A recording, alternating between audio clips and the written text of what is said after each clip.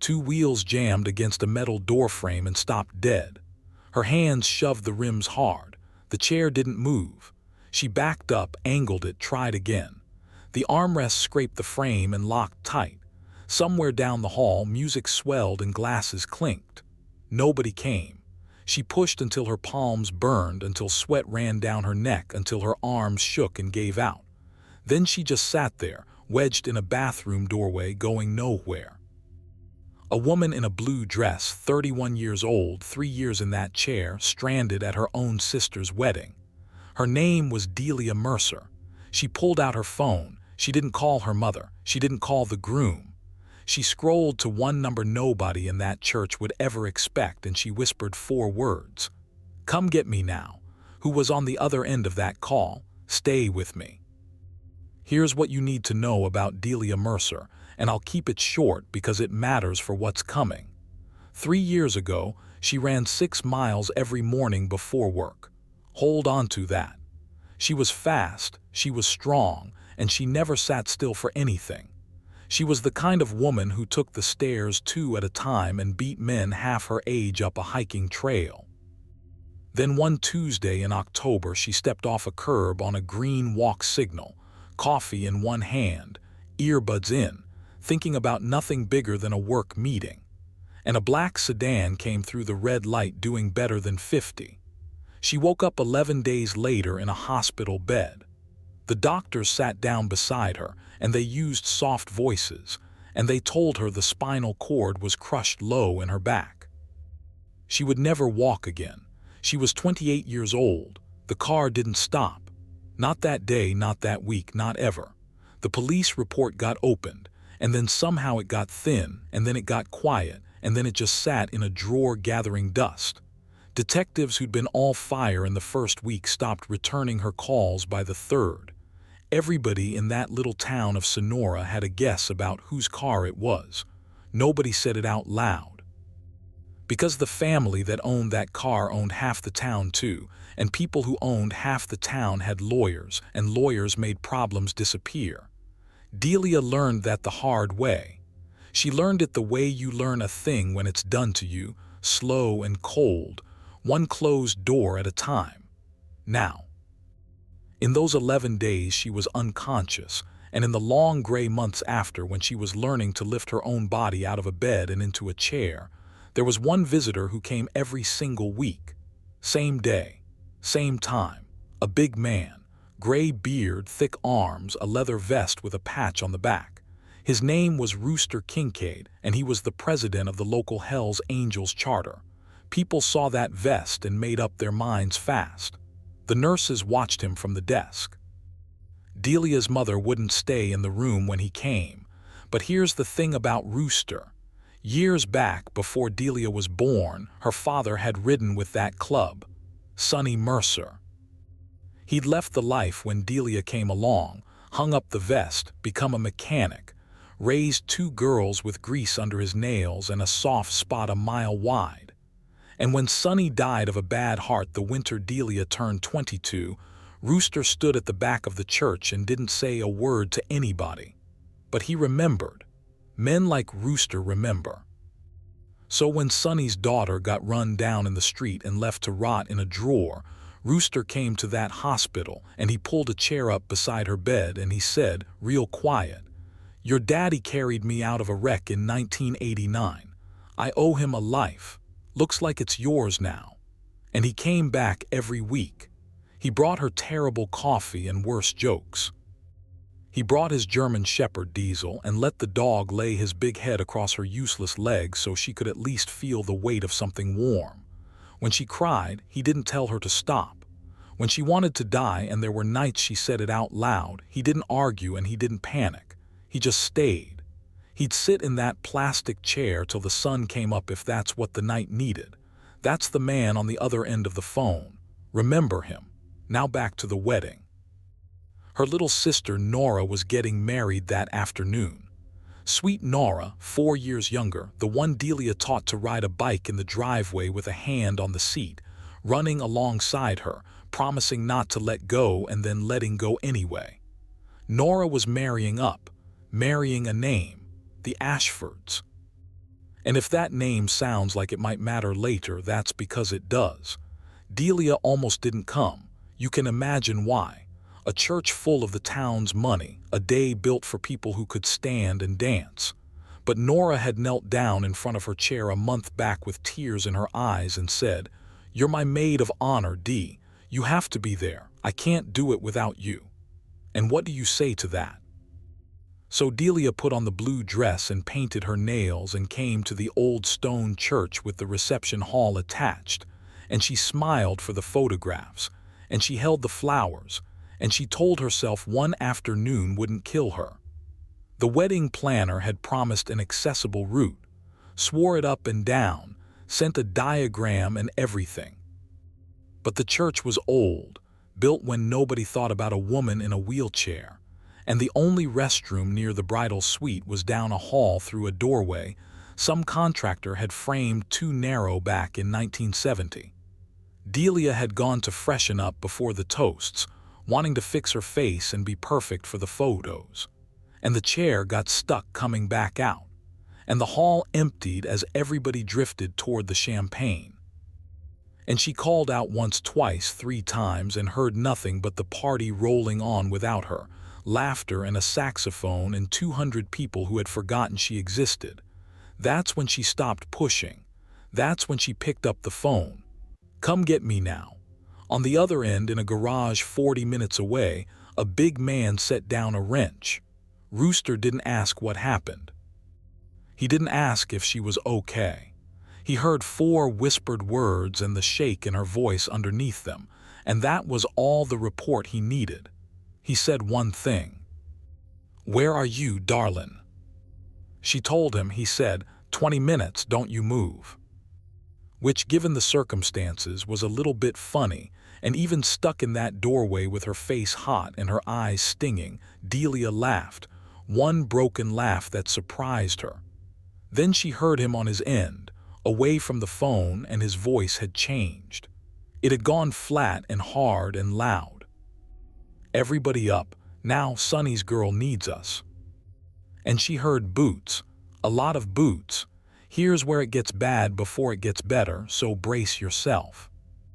Delia was still wedged in that doorway, maybe 8 minutes into the longest 20 minutes of her life, when somebody finally came down the hall.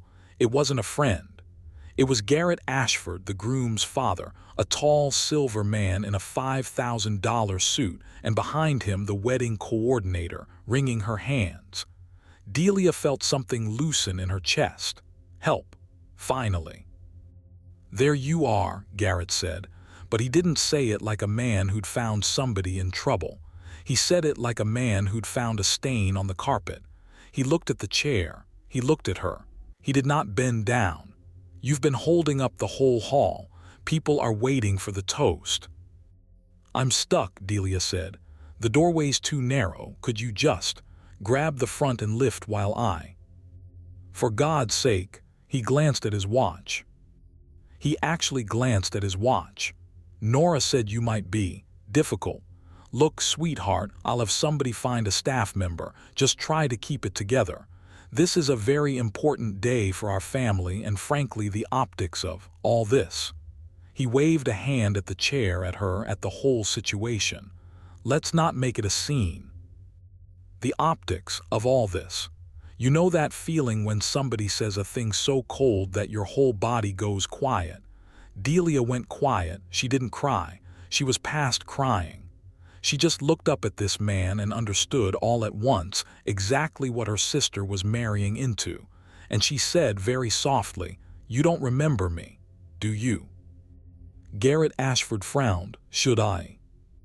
Before she could answer, the wedding coordinator's phone buzzed, and the woman went pale and she said, "Mr. Ashford, there are motorcycles, a lot of motorcycles, coming up the drive." Now here's the thing. You can hear a Harley from a long way off, and you can hear 30 of them from farther. The reception hall had big windows facing the road, and every guest at every white-clothed table turned to look at once, because the sound rolled up that hill like weather, like something you feel in your teeth before you see it. They came around the last bend 2 by 2, chrome catching the afternoon sun. Leather and beards and colors, riding slow, riding in formation, filling the whole drive shoulder to shoulder, and out front on a black bike rode a big gray man who did not smile and did not hurry. The bikes rolled up onto the grass and cut their engines one after another, and the silence they left behind was louder than the noise had been. The champagne flute stopped halfway to lips. The string quartet quit mid-note. 200 wedding guests sat frozen and staring, and Rooster Kincaid swung off his bike and reached down and unclipped a leash. He said one word. "Diesel, find her." The German shepherd hit the ground running. Straight up the church steps, through the open doors, past the frozen guests and the wedding cake and the horrified Ashfords, down the hall, and skidded to a stop in front of a woman in a blue dress stuck in a doorway. The dog shoved his big head into her lap and made a sound low in his throat that wasn't quite a whine and wasn't quite a growl, and Delia wrapped both arms around his neck and finally let herself break. Boots came down the hall behind the dog, slow and heavy. Garrett Ashford spun around to face them and opened his mouth to say something about private property, and then he saw the size of the man filling the hallway, and whatever he'd planned to say died on his tongue. Rooster didn't even look at him.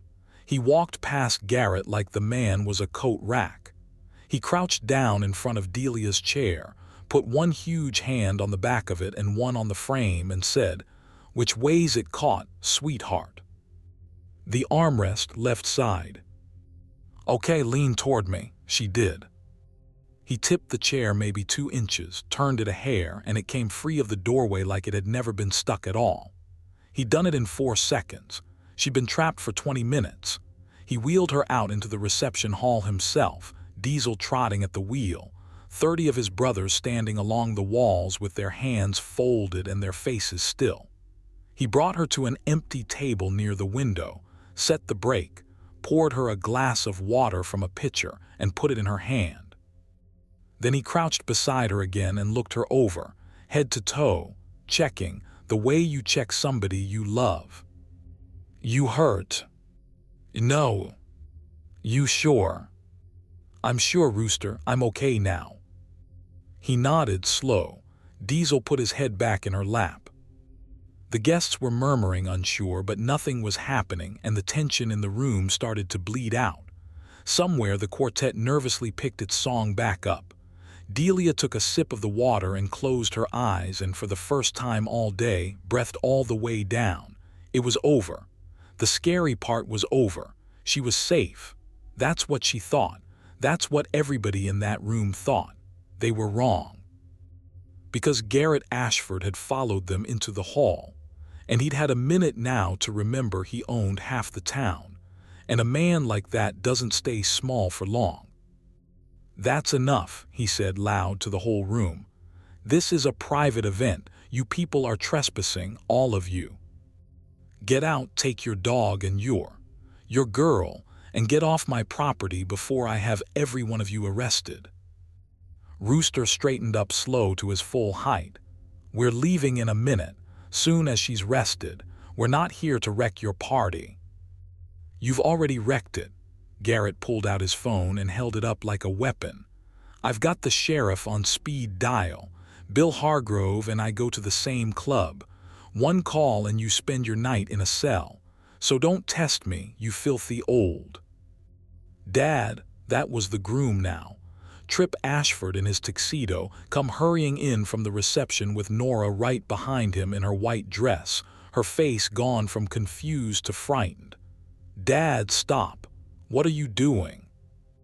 "I'm handling it, Trip. Go back to your guests."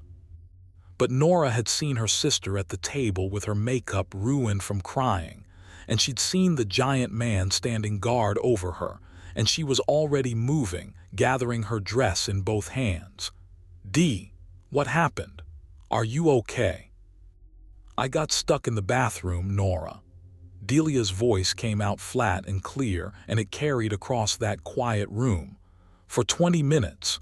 Nobody came, And when your future father-in-law finally found me, he told me not to make a scene. He said the optics were bad. He looked at me in this chair and he said the optics were bad." The room had gone dead silent again. 200 people. You could have heard a pin drop on that hardwood. Nora turned and looked at Garrett Ashford, and something moved across her face that a father-in-law never wants to see on a bride's wedding day. She'd spent a year being charmed by this family, their big house and their easy money, and in one sentence she was seeing under all of it. And Rooster, watching all of it, said the thing that changed everything. He said it quiet. He said it almost gentle. "You really don't know who she is, do you, Ashford?" Garrett's jaw tightened. "She's the sister, the cripple sister. What's your point?" The word landed in that silent room like a slap, and you could feel 200 people flinch at it. "My point," Rooster said, "is you asked her if you should remember her. And you should. You've got a very good reason to remember Delia Mercer. You just spent 3 years, and a lot of money making sure you'd never have to. Now let me stop right here for 1 second, because if you've made it this far and your chest is tight and you want to know what happens, do me a favor and hit that subscribe button. Stories like this one only reach people because you help them along. Okay, back to that silent room. Garrett Ashford's face had changed. Just a flicker. But Rooster caught it, and Nora caught it, and Delia caught it too. "I don't know what you're talking about," Garrett said, but his voice had gone thin. Rooster reached inside his vest, slow, so nobody in the room would think he was reaching for anything else, and he pulled out a folded piece of paper. He'd been carrying it a long time. You could tell by how soft the creases were, worn to felt at the folds from being opened and closed 100 times. 3 years ago this October," Rooster said, still quiet, still looking right at Garrett, "a black Mercedes ran a red light on Washington Street and put this young woman in that chair for the rest of her life. And then it drove off. And the driver never spent one single night worried about a cell, Mr. Ashford, because his daddy knew the sheriff from the same club you two go to. Isn't that right?" That's slander. But Garrett had gone gray now. And behind him, a young man who'd been standing at the edge of the crowd, a young man in a gray suit who looked a lot like Tripp but older and harder around the eyes, had gone very, very still. Delia was looking at that young man. She hadn't looked at him before. She'd had no reason to. All day he'd just been another Ashford in a nice suit, one more face in a family she was only tolerating for Nora's sake. But now she looked, and something crawled up her spine, because there was a shape her mind had never been able to hold, a face over a steering wheel, a half-second, mouth open, then 11 days of dark, and it was trying to line up with the man in the gray suit. 3 years her brain had refused to give her that face. Now it wouldn't stop. "Preston," Nora said slowly. "Tripp's brother, he was. Preston, why do you look like that?" Rooster unfolded the paper. "Body shop over in Jamestown, family-owned. Fella that runs it used to ride with us before he went straight, same as Delia's daddy did. 3 years back, a black Mercedes came into his shop the morning after the accident. Front end caved in, headlights smashed, and something dark dried into the grill that a man in that trade knows on sight. Owner paid cash, told him to skip the paperwork, told him to keep his mouth shut. And that fella did, for a while, because the Ashfords are the kind of people you don't cross in this town." Rooster's voice dropped lower, but it ate at him. He'd read about the girl who couldn't walk anymore, and then he'd look at that repair order in his drawer, and he couldn't sleep right, so he kept it. He kept the work order, and he kept the photos, and he kept the plate number. Because deep down a man who used to wear these colors knows the difference between staying quiet and staying bought. He gave it all to me last spring. I've been sitting on it, waiting for the right day to hand it to somebody who'd actually do something with it. He looked around that frozen room full of important people, The mayor at one table, a judge at another.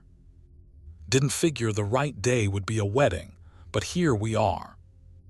Now, here's the part I want you to really see, because it's the whole reason I'm telling you this. Garrett Ashford could have kept lying. He was a good liar. He'd built a life on it, closed 100 deals on it, buried one whole police report under it. But he'd made one mistake that morning 3 years ago, and it wasn't paying off a mechanic, and it wasn't calling a sheriff. His mistake was standing over a woman in a wheelchair an hour earlier and telling her the optics of her existence were bad. Because his son Preston had been standing at the back of that reception hall the whole time, tuxedo, boutonniere, glass of untouched champagne going warm in his hand, watching his father talk to the woman his own car had put in that chair, and something in Preston Ashford had been rotting for 3 years, and it finally gave way. "Stop," Preston said. His voice cracked. Everybody turned. "Just stop." "Dad, stop it." "Preston, don't you say another word."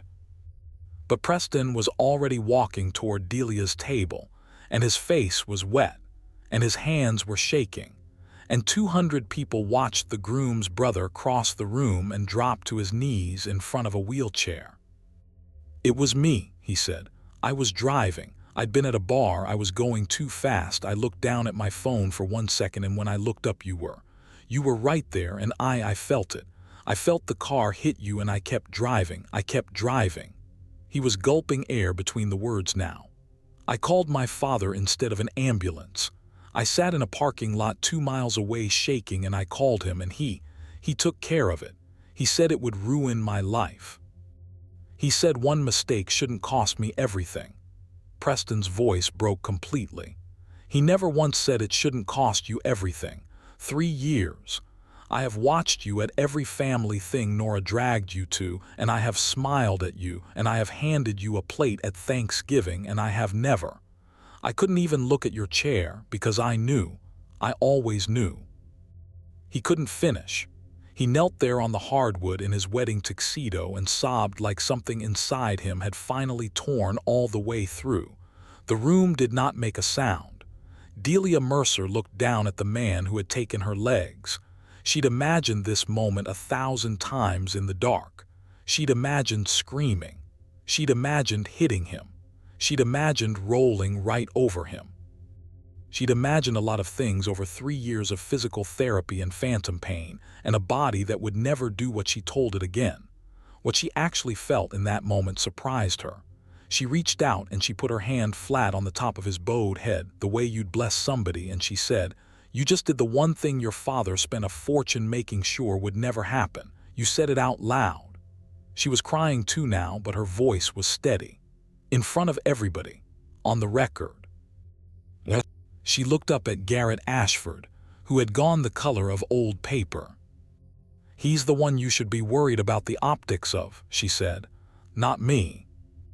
That was when the sheriff's cruiser pulled up outside. Garrett had called him, remember, called him to throw the bikers out. Bill Hargrove came through the door with his thumbs in his belt, and his mind already made up about who the problem was. One look at all that leather, and he opened his mouth to start giving orders. And 30 Hell's Angels stepped aside without a word to show him a room full of 200 witnesses, a groom's brother weeping on his knees, and a mechanic's sworn statement in the hand of a man who'd been waiting 3 years for exactly this. Rooster held out the folded paper. "Sheriff Hargrove," he said, "I believe you and Mr. Ashford belong to the same club, so I made a copy of everything and mailed it to the state attorney general's office on Thursday. It'll be sitting on a desk in Sacramento Monday morning, whether you take this one or not. Your call how you want your name to show up in the file." You should have seen the sheriff's face do the math. He took the paper. I won't pretend the next part was quick or clean because real things never are, but I'll tell you how it landed. Preston Ashford was arrested 3 days later, Not that afternoon, the sheriff was too rattled to do it at the wedding, and honestly, Delia didn't want it done at the wedding either. She'd had enough of that room. But the file went to Sacramento, and the mechanic told his story to people who couldn't be bought, and the plate matched, and Preston, to his credit, never took a single thing back. He didn't lawyer up and vanish behind his father's money. He pled guilty. Felony hit and run, and worse besides. He's serving his time as I tell you this. His father was charged too, obstruction and worse, and the good lawyers didn't help him near as much when the whole county was watching and every witness in that hall had a phone.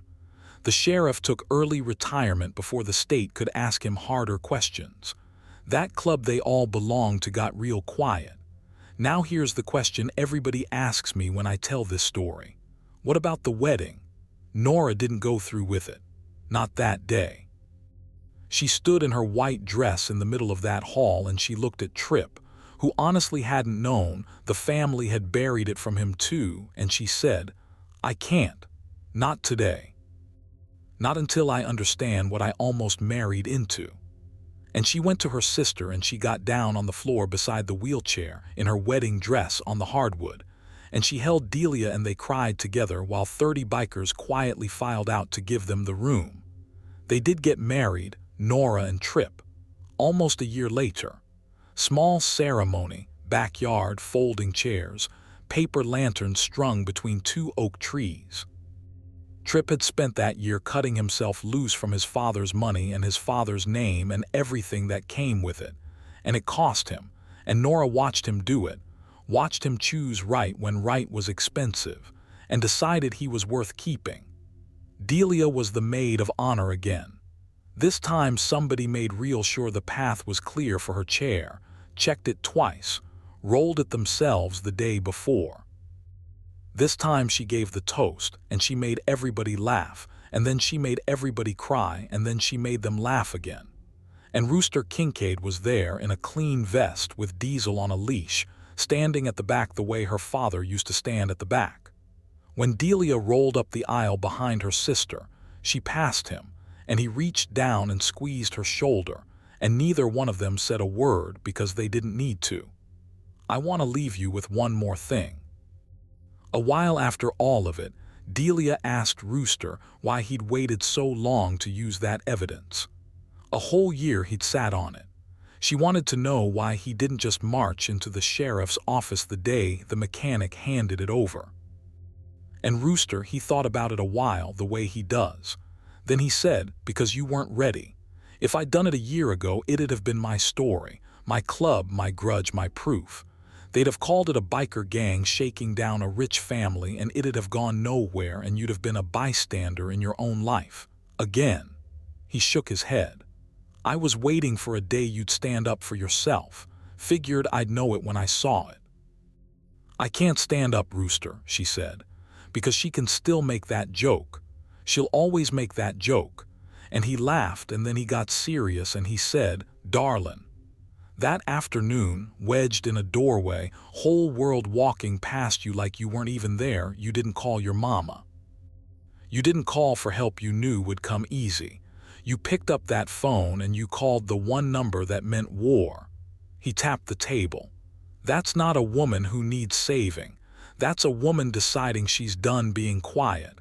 I just brought the rest of the family." Think about that. She started the day trapped in a doorway too narrow for her chair, calling out to a hallway that couldn't be bothered to hear her. And she ended it having said the truest thing in that room out loud, in front of everyone on the record, with a shepherd's head in her lap and 30 men at her back and her little sister on the floor beside her holding on. She couldn't move that chair 1 inch by herself that afternoon. Nobody could have in that doorway. But she moved the one thing that mattered. She reached for the phone and she said the 4 words and she let herself be found. "Come get me." Sometimes that's the bravest sentence a person ever says. Not "I'm fine," not "I've got it." Just "I'm stuck and I can't do this alone and I know exactly who to call." She knew who to call, and he came.